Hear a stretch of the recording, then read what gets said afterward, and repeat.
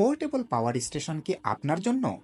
আপনারা অনেকেই যখন পোর্টেবল পাওয়ার স্টেশনের দাম দেখেন তখন এটাকে আইপিএস বা জেনারেটরের সাথে কম্পেয়ার করেন।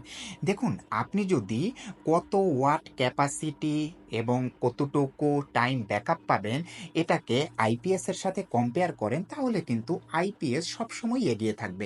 আপনাকে একটু অন্যভাবে চিন্তা করতে হবে। এই যে পাওয়ার স্টেশনগুলা, এগুলা বাংলাদেশে পাওয়া যাচ্ছে 5 বছরের ওয়ারেন্টি সহ। আপনার আইপিএস সেটার ব্যাটারি কত বছর চলবে? আপনারা যারা আইপিএস ব্যবহার করে থাকেন তারা জানেন যে 3 থেকে 4 বছরের বেশি কিন্তু একটা ব্যাটারি যায় না।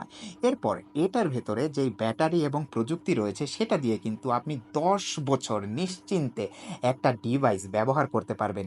এটা কি ভাই আপনার আইপিএস বা জেনারেটরের পক্ষে সম্ভব? তারপর এই পোর্টেবল পাওয়ার স্টেশনগুলো আপনি যে কোনো জায়গায় সহজে বহন করে নিয়ে যেতে পারবেন এবং মোবাইলের স্মার্ট অ্যাপ দিয়েই যে কোনো কিছু কন্ট্রোল করতে পারবেন।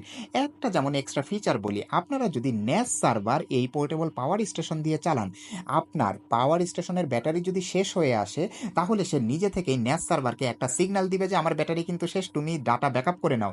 এটা কি ভাই আইপিএস এর সম্ভব? আপনারাই চিন্তা করুন।